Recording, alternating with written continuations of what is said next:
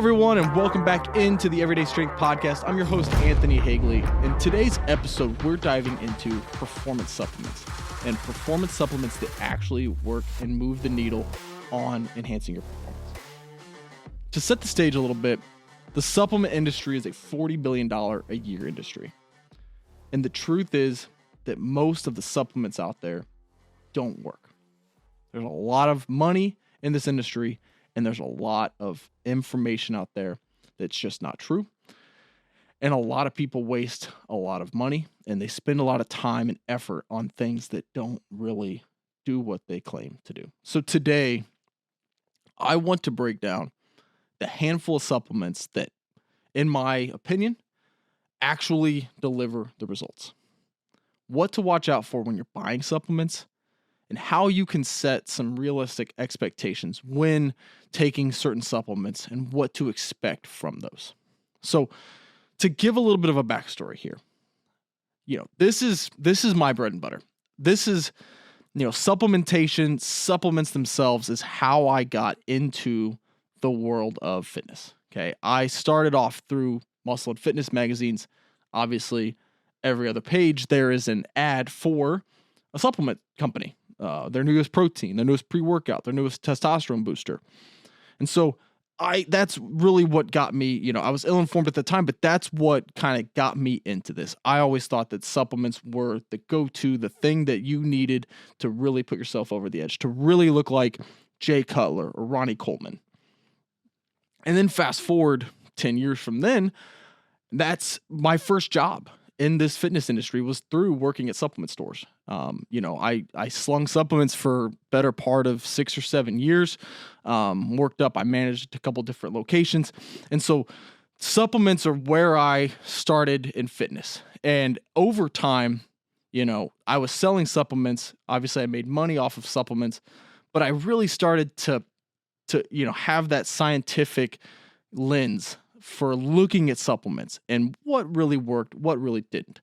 And honestly, it opened my eyes a lot because, you would have people who would buy what I was being told by reps is like, this is the best supplement. This is what everyone needs to grow muscle or to lose weight. And then they'd come back in every month for 6 months and they hadn't changed, right? They hadn't lost any weight. They hadn't built any muscle, and so I started to get skeptical from there. Right? That there's just a lot of supplements out there. There's a lot of information out there that, the supplements are not the end all be all. So I want to set the stage here and frame this in a way to make sure that everyone here is aware that supplements are simply tools. They are not the foundations. Anytime that I talk with students or with athletes or with clients, right, there's like a hierarchy of what are we doing to get results that we're looking for. To start, we need to train hard, right? We need to be on the correct training program. That doesn't mean hard, high-intensity workouts every session. I just mean, are we following the correct programming? Are we doing the work in the gym to build muscle, to build strength, to be faster or stronger, whatever it might be? Is the training program there? From then, let's look at nutrition. How are we eating, right? If you're looking to lose weight, are you actually in a caloric deficit? If you're looking to build muscle, are you eating in a surplus? Are you eating enough food to actually support those gains? If we're not training hard and we're not, getting our nutrition, we're already starting to set ourselves up for failure. And then we can look at our recovery and our sleep, right? If all three of those are dialed in, then supplements may start to move the needle. But it's still going to be a small percentage gain, right? Marginal benefits here.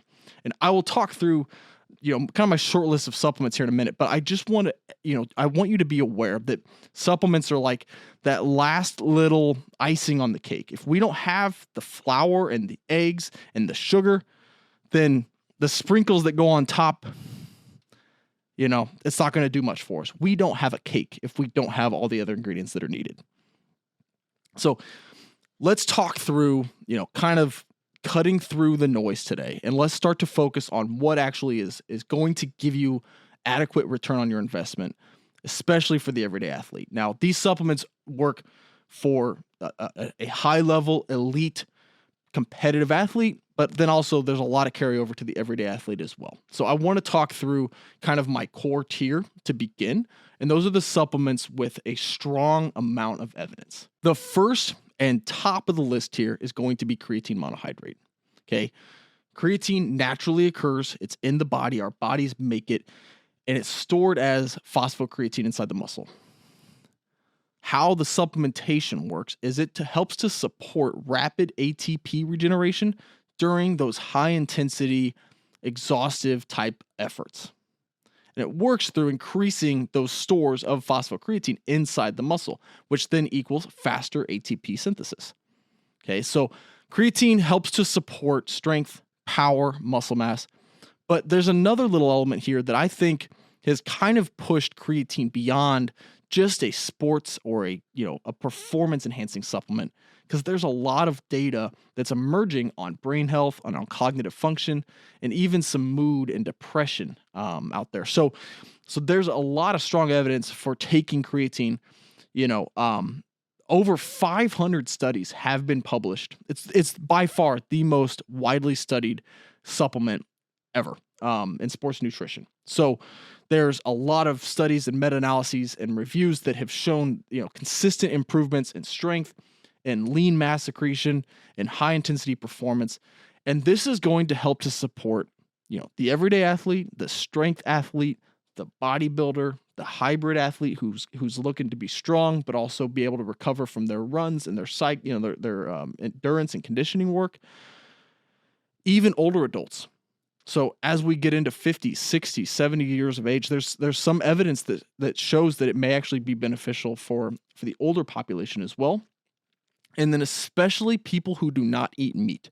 So if you are a vegetarian or a vegan, or even, like an lacto-ovo, so you eat a little bit of meat, there's still not enough creatine in your diet. So supplementing with creatine is going to potentially help you better off in the long run, especially if you have high aspirations, especially if you want to be able to perform, in the gym, in your everyday life to this level. So now, how do we use creatine? What is, been most consistently done in the literature is 3 to 5 grams per day. You can do a loading period of like 20 grams a day for 7 days or 2 weeks. But creatine monohydrate at 5 grams a day, it's the most cheapest out there. Creatine monohydrate is the most studied form, and has consistently shown the best, outcomes in terms of strength and muscle, that we've seen. But 3 to 5 grams a day, timing, there's we're still not 100% sure on timing. But right now, it looks like timing doesn't matter. Okay, you can take it pre-workout, you can take it post-workout. The consistency is what's going to matter the most. So, don't get so worked up with, I need to take it pre-workout or I need to take it immediately post-workout. You could take it at breakfast and work out in the evening and you're still going to get the benefits. How it works is it builds up inside the muscle, and it takes a little bit of time to do so. And, roughly 30 days, give or take, to build up in the muscle to those super saturated stores. And so doing so consistently is going to be more importantly than just focusing on, do I need to take it at this time or this time? In terms of side effects, and this supplement gets, a lot of pushback. I've worked where I work at in the research facility. We have a couple of creatine studies, and I get questions about this quite frequently. Is it safe? What are the adverse events? What are the side effects that come from it? And there are a few, but they tend to be fairly minor. The most common is a little bit of minor weight gain due to water retention. So as it gets into the muscle, you're going to store a little bit more water, so you might gain a little bit of muscle from that. But generally, it's safe in healthy populations, and that is across over, there's been studies over 5 years long that have looked at creatine supplementation with consistent dosing, and it's been safe in healthy populations with that. Now, no evidence of kidney damage, no evidence of liver failure. It's safe, it's effective, and it's by far the most researched. Creatine monohydrate is by far the most researched sports supplement out there. So then number 2, that leads us into caffeine. Okay, I love caffeine. Right? Who doesn't love caffeine, right? But it is a very potent and effective sports supplement, especially for a number of different populations. So caffeine works as a central nervous system stimulant. Basically, it works to kind of block adenosine buildup on the adenosine receptors, which reduces your perceptions of fatigue. So you get more alert. It wakes you up, increases your alertness, right? It increases motor unit recruitment inside the muscle itself, and it can increase your time to exhaustion under endurance tests. So generally what we'll see, you can exercise at a higher intensity and heart rate might be elevated, but your perception of that effort is lower. So, if we're looking at rating of perceived exertion, you might be working harder mechanically and physically, but internally it feels easier. So caffeine works great for that reason. You can take it in coffee form. You can take it in pill form. You can take it in powder form. I prefer pill because I can really manage the dose, right? I get 200 milligram capsules. I can break them in half. So if I wanted to do just 100 milligrams, I can do that. Or if I wanted to do 300 milligrams, I can take a full 200 and a half. So pills work great. There's powders out there. There's energy drinks, if you wanted to go that route, but kind of find what works for you. And then also consider the other ingredients that might be inside that supplement. That is an important consideration here. So in terms of evidence supporting caffeine's usage, right? So there's been consistent data that shows it enhances both endurance and short-term high-intensity performance. So strength outcomes, high-intensity conditioning outcomes, and then long-term endurance outcomes. There's a lot of evidence to support it under those conditions. So this is going to help pretty much everyone, okay? Whether you're a cyclist or a runner, whether you're a power lifter or a weightlifter, or just going into the gym, especially if you work out early in the mornings, like caffeine is going to help you. So if you're a night owl, you may, and you need to get up early, you may need to take it. If you're an early trainer, you may need to get up and get a little bit of caffeine in your system. I'll talk about dosage here in a second, but get a little bit of caffeine in your system, and it's going to improve your performance and output inside the gym itself.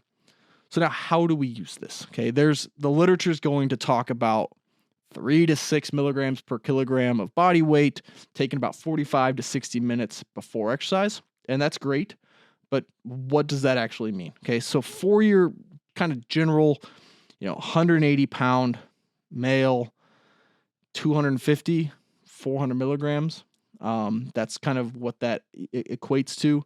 You can still get benefit from 100 or 200 milligrams, and that is going to probably come with fewer side effects. So things like jitters and kind of that, anxiety that you get from taking caffeine by taking a smaller dose, about an hour to 45 minutes before exercise, you'll still get the benefit without the unintended side effects from it. We'll talk through, like, if you're working out late at night, caffeine may not be the best. Okay. There are sleep disruptions that come with it. There is anxiety, especially if you take higher doses. Some people, especially with coffee, might get, upset stomach or GI disturbances. Another factor here is that tolerance can develop. So obviously the more caffeine you take, habitually, the more you're going to kind of need over time to get that same effect. And so, some people will recommend cycling off as needed. But I'm one that I take it every day. Some days I just take 100 milligrams, and I'll do that for a week. I'm still going to take it, but I'll take a slightly lower dose. And then whenever I come up, to my 200 milligrams, I start to feel a little bit more. So find what works for you. And not all people can do caffeine, right? There's a lot of people who are very sensitive. And so, if it doesn't work for you, that's fine. It's not like you're going to just all of a sudden get dead last in a race, right? Or not be able to lift inside the gym. You know what works for you, but there's actually data out there that shows that I think it's like 80% of the population uses caffeine. So it's very widely used, especially in like coffees and teas. So find what works for you, and try to time it about an hour before exercise, especially if your exercise is earlier in the day. Number 3 on the list is going to be protein supplementation. So here, I view protein supplements almost as food, right? They are essentially milk-derived products, unless you're going the plant-based route. So I'll look at protein as a food source, and there's definitely other ways to get protein in. So it's on the top of my list, right? This is in my core 5 or 6 supplements that I have here. But you can definitely get by without it if you are eating enough protein throughout the rest of the day. But protein supplement helps meet that daily goal. So, right, protein in itself, it's a processed, kind of more of a concentrated form of protein. It's been processed and hydrolyzed and isolated out from a milk source, and it helps to provide those daily essential amino acids. The primary one that we're looking at here is leucine. Okay. Whenever we talk through quality protein supplements, the reason we use the term quality is the quantity of leucine that is inside of that supplement. So, whey is going to have the highest amount of leucine in a scoop of protein compared to any other protein out there, especially like a whey isolate. That's kind of that gold standard. It's very fast digesting. There's a high leucine content. You're going to get a lot of just rapid muscle building signaling from taking that supplement. So leucine helps to stimulate muscle protein synthesis. That's why it's so critical to get that, especially whenever we're taking it, almost ideally right after exercise, but then about 30 to 60 minutes post workout to really kind of kickstart that, that muscle building, that cascade that begins. There's other forms, and I'll kind of talk through them. Whey, like I said, has really the best supporting evidence. There's other forms out there like a whey isolate versus a whey hydroxylate versus a whey concentrate. Basically, here we're just looking at how much protein are you getting per total scoop versus, say like you do a concentrate, there's going to be a little bit more carbohydrate, a little bit more fat in there. A whey hydroxylate is going to have a little bit higher content of protein, leucine in there, and then lower fat, lower carbohydrate. So you're just getting, a little bit more of a protein bang for the buck per calorie. And so that's really why, isolate is kind of the ideal to look for. They do get more expensive the more higher quality you go, but that's kind of the way to look through that. So, we can look at casein protein. Casein's a little bit of a slower digesting protein. It's very, very slow, 7 to 8 hours. It's kind of a nice slow trickle into the bloodstream. And this is useful for pre-bed. So before you go to sleep, you can take a casein supplement and you're going to get this nice slow trickle of the amino acids as you sleep. Other forms, especially if you're a vegan or a vegetarian, are like plant-based blends. Here you want to think blend, okay? Because whenever you combine, say like pea and rice or soy protein with other types of plant-based proteins, you get a little bit better of a mixture of the amino acids. And so as long as you're dosing those adequately, protein from those plant sources can definitely help. But the gold standard is still going to be whey. So why take a whey supplement? Like I said, they're not needed, but athletes who are struggling to hit intake from food alone can definitely benefit from a whey protein supplement. Maybe you're time crunched. You hit the gym and you got to go straight to work. You can take a protein supplement shake in your car and be able to get the nutrients that you need almost immediately.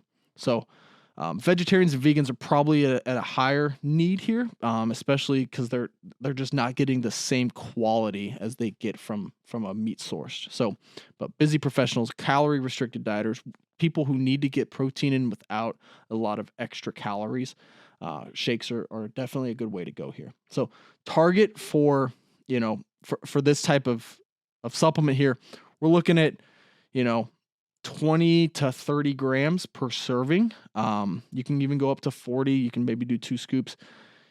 Ideally, whenever we look at total daily intake, okay, we're looking at 1.6 to 2.2 grams per kilogram per day of your total protein intake. So however you meet that supplement's going to help to kind of fill those gaps. It's not mandatory if you're filling it elsewhere, but 20 to 40 grams of a protein supplement will help to kind of meet those goals.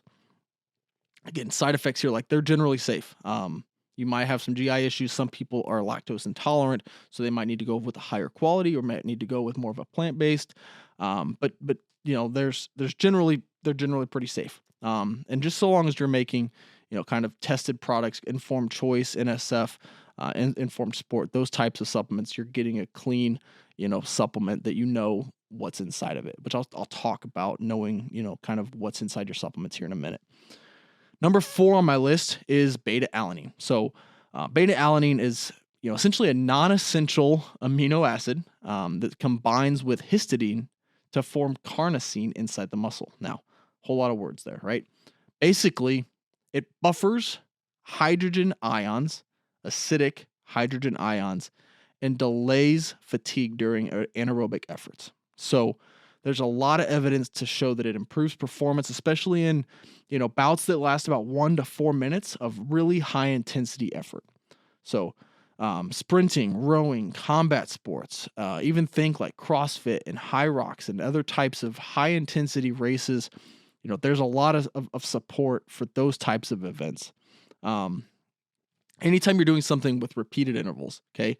So if you're doing a lot of my conditioning work through my programs, we program these in regularly, right? High intensity functional training, mid-distance endurance, okay? Beta-alanine will help to support that type of an effort. Basically, it's going to make you feel, a little bit less of that burn as you're going through this and be able to push just a little bit harder, maybe just a little bit longer. In terms of dosage here, the dose is really important because most supplements are really underdosed of beta-alanine. You might get 1.6, you might get 2 grams in that supplement, especially like pre-workout supplements. And that's not enough. Okay. The literature shows about 4 to 6 grams per day is what's needed. Now, if you've taken beta-alanine before, you know what I'm about to say, right? 6 grams is going to make your skin crawl. Okay. There's this tingling sensation called paresthesia. Okay. That occurs when you take beta-alanine. You can kind of build up to it, but if you take 6 grams in one dose, your skin's going to feel like it's on fire. So splitting that up, how I take my beta-alanine, especially in preparation for this High Rocks race, I take, about 2 grams in the morning. I take 2 grams with lunch, and I take 2 grams, after my workout or kind of before dinner. And I'll mix it into like, Crystal Light, or I might mix it into my protein powder. Just it blends. It's tasteless. You can put it straight into water if you needed to, but that's 4 to 6 grams is really what's needed to get the effects of this. Another factor is you need to take it pretty much daily for at least 4 weeks to be able to have this buildup of this buffering capacity inside the muscle. So consistency again here is going to be more important than just timing effects. So the last that I have on the list here, in terms of performance enhancing, my core 5 is nitrates. So think things like beetroot juice. That's really the most common. Okay. There are some pharmacological formulas. There's spinach, there's arugula. It comes in a number of different, kind of vehicles, but dietary nitrites tend to come from beetroot juice. And these are converted to nitric oxide inside the body. And what this does, it helps to kind of improve vasodilation, so blood flow, right? It reduces the oxygen cost of exercise. So now you're able to exercise at a higher intensity with a lower O2 cost to produce, that intensity from the body standpoint. And what this does ultimately is it helps to increase your endurance efficiency. So you are now more efficient at endurance events, at long distance running, even short distance running. Okay. This is going to help your endurance athletes, your hybrid athletes again, especially in sports that have long, steady efforts. So if you are more highly trained, there might be less effective benefits for you, especially if you eat a generally healthy diet. There's some evidence to show that people who habitually eat, spinach and arugula in their diet or just high nitrate foods in general will experience less of a benefit. But same thing with highly trained athletes. They tend to just not respond to the same way. But nitrates do help, especially with like that vasodilation, that helps to reduce blood pressure as well from a health side point, from a health standpoint, pardon me. So there is some evidence to show that they do work, especially at reducing that O2 cost. So in terms of dosage, a little bit tricky here, because if you're doing it from a juice, you might have highly concentrated doses. You might have, little less, but 400 to 800 milligrams of nitrate total, which is basically the equivalent to about 500 milliliters of beetroot juice, taken about 2 to 3 hours before your event. In my thesis that I did for my graduate studies, I actually used nitrate, and we dosed it exactly 3 hours before activity. So there's some evidence to show that more of like a loading phase, taken maybe 4 to 7 days prior. So daily for 4 to 7 days, and then 3 hours before the event may kind of compound those effects over time. Nitrate by itself is generally safe. Sometimes it can kind of make your teeth red. You might have red urine, but that's harmless. Maybe some GI upset, and some users, but generally it's safe, it's effective. And there's actually some, like I said, some longer term health benefits as well by taking nitrates by themselves. So that kind of wraps up my 5 core supplements that have strong evidence to support their usage at being ergogenic, at helping you to improve your performance. I have a couple of honorable mentions that I wanted to kind of go through.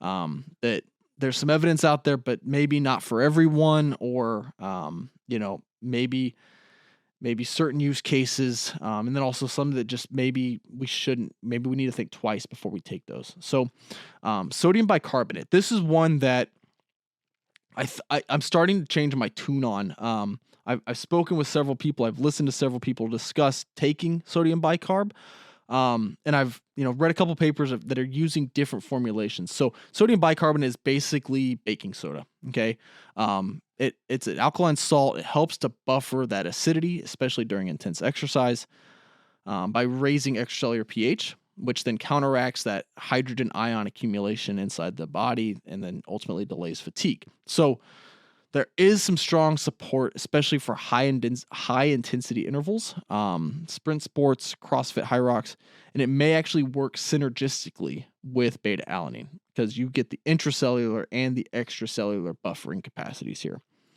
Now, in terms of how to use this, 0.2 to 0.3 grams per kilogram around 60 to 90 minutes before exercise. So for your typical 80 kilogram, athlete, about 180 pound athlete, you're looking at like 16 to 24 grams, or about a tablespoon total of baking soda. That's where a lot of people start to have the issues, because taking in that much, your chance of getting an upset stomach from it, especially if you're about to go run, is pretty high. So they have, kind of encapsulated forms. There's another company that's also put it with kind of a hydrogel that helps to kind of absorb it a little bit better to minimize those GI, disturbances. So think through that, especially if you're going to use it. This is one that you're definitely, if you're going to use this for an event, you're going to want to test this in training. I recommend that for any supplement that you do, especially if you're going to be competing in something where there's potentially big outcomes, right? But test this in training before you compete. Know what works. Know how you can manage it. Maybe the dose needs to be a little bit lower. Maybe you need to split it up differently. But be able to understand what's going to happen before you take this supplement and then go run a marathon. Okay, so then to kind of wrap this up, I want to go rapid fire here with some more situational or supportive supplements. Kind of looking at things that, the evidence might be shoddy on, or there might be special use cases where you need it, but it's not a consistent thing. So first one is electrolytes. These are all the rage right now. Everywhere you look, there's an advertisement for electrolytes out there. And there is definitely some benefit, to taking an electrolyte supplement, kind of a use case scenario here. So when and how and who needs these is not just a blank, everyone and their mom needs to be taking electrolytes. It's more so, the people who are heavy sweaters, the people who are in endurance races that are taking water in without anything else inside that, those are really the people who definitely need to be taking some electrolytes. If you are doing, exercise in the heat, in the summer, supplementing with electrolytes can help. But there's also, sodium that you can get just in the diet, potassium you can get within the diet, magnesium that you can get within the diet. So, if there's nothing really harmful with taking them, I just don't think that everyone needs to, be relying on them to that extent. Up next is fish oil, or like the omega-3s. Here, there's possibly some joint benefit. There's some anti-inflammatory benefit, maybe some cardiovascular benefits. But in terms of performance enhancement, there's mixed data, right? We're getting some good data out there, but then there's some other data that shows that they're just not effective at improving performance outcomes. So, so fish oils are definitely something to look at, to try. But there's just know that there's some mixed data, and they tend to be One, fairly expensive if you are getting a quality one. And then the other element is if you're not getting a quality one, you're getting a very low quality one. And so where these are coming from, where they're sourced, there's just a lot of unknowns there. So, just be aware of what you're getting when it comes to an omega-3 supplement. Vitamin D, some really good, potential outcomes with, testosterone and hormones. There's linked to bone health because it helps with calcium absorption, immunity. But in terms of performance, it doesn't really directly improve performance. Multivitamins, these are a little bit more nuanced. If you are in a calorie restricted diet, or in a caloric deficit, you might have a need for a multivitamin, just because you're not getting certain nutrients in the diet, but they're not going to really improve or enhance your performance. And some high dose formulations can even carry in some risk. So, make sure that we're targeting supplementation. This is kind of a better strategy, is to target your health supplementation based on your blood work. So if you're deficient in, say vitamin D, right? Take vitamin D. If you're deficient in B6, take B6. If you're deficient in, sorry, I just blanked. If you're deficient in B12, then take B12. So target instead of just a blank coverall, catch-all multivitamin, because you might be getting certain things that you just don't need, and they might be expensive, and you might just have really, really expensive urine. So, and then the last one, this is an honorable mention. There will definitely be a standalone podcast on this topic, but probiotics. There's just a lot to cover. They're a beast in and of themselves, right? Probiotics, there's so many strains out there. There's so many, specific little things, nuance here and there. But there's definitely some emerging evidence from a performance enhancing perspective, from an immunity perspective. But a lot of it goes back to how they kind of work inside the gut, how we can improve our production of certain short chain fatty acids inside the gut. They may help with recovery. But they're not really ready yet for that core tier, those like first 5 supplements that I listed off. But I think that, that's something that I want to talk on in a future episode, because I've done a lot of work with probiotics. And I think that they kind of, they deserve their own discussion in terms of just overall health versus performance standalone. So now, to wrap this kind of up, right? We talked through supplements. I think that it's important to mention testing and quality and knowing what to look for in the supplements that you're buying and the supplements that you're using. So make sure that you are going through some type of supplement that has a sticker or a label on the side that says this has been third-party tested. You can look for labels that say NSF, certified for sport. You can look for Informed Sport. There's a number of different third-party testing companies out there that basically say what is inside the supplement. We verified that these are free of certain contaminants. If you're a competitive athlete and you're being drug tested, this is even more critical for you. But just to know that you're getting a quality supplement that is free of things that may be harmful to you, go that third-party testing route. Basically, that means don't buy the Amazon no-name brand.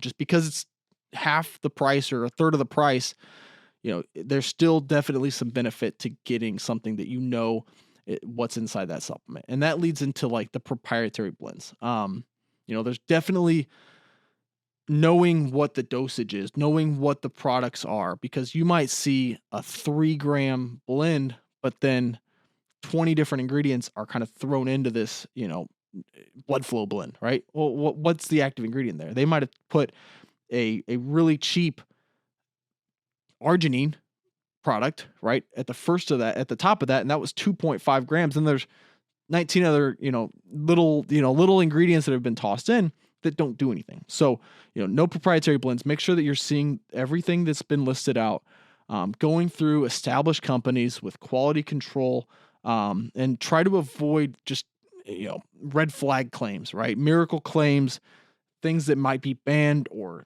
iffy or potentially even spike products. Okay. Know what you're getting and make sure that you're doing, your homework before you go through and purchase something, because you want to make sure that there's definitely some quality that's going into that. I also want to finish with some reasonable expectations. What can you expect to get from a supplement. They are not, I've talked about this and I led with this, they are not a miracle, okay? You might get a 2%, you might get a 5% advantage from taking a supplement. And that might be the difference between winning or losing, right? The difference between you getting first place and getting second place might be 2%. And so if you can improve that little 2%, it might move the needle. But they're not going to be magic. And you've got to understand that going into it. There's a lot of, creatine, for example, protein, for example. You're not going to feel it working, but it's still working under the surface, okay? They don't have that felt effect. You take caffeine, you feel it, right? You take beta-alanine, you feel it. But protein, you don't feel that, right? Creatine, you don't feel that. So another element is make sure that you're consistent. If there's a dosage that's, take this daily for 2 weeks, then take it daily for 2 weeks. If you take it every third day for 2 weeks, you're like, well, this didn't work. It's like, yeah, that's not what you were supposed to do. That's not how this product was developed. So take things the way that they're supposed to be taking, because a lot require that consistency. Caffeine, bicarbonate, nitrates, like those are more acute, but creatine, beta-alanine, those need to build up inside the system. So, make sure that you're consistent with your dosing. And ultimately, at the end of the day, if you expect a miracle from taking a supplement, you're going to be disappointed. Okay. Use them to fill gaps, give you a small little edge, a little boost here or there, and then they're going to work exactly as they're intended. And you might get that 2% or that 5%, improvement that might truly move the needle for you. All right, so that's it for today's episode. I want to thank you for tuning in. I appreciate you taking the time out of your day to listen to this podcast. If you want deeper dives into performance and nutrition and programming, then make sure that you're signed up to the Performance Edge newsletter. You can do so at HegleyStrength.com. That way you won't miss new posts, new articles that come out each week. And as always, I'll be back next week with a new topic. And in the meantime, you take care, and I will see you then.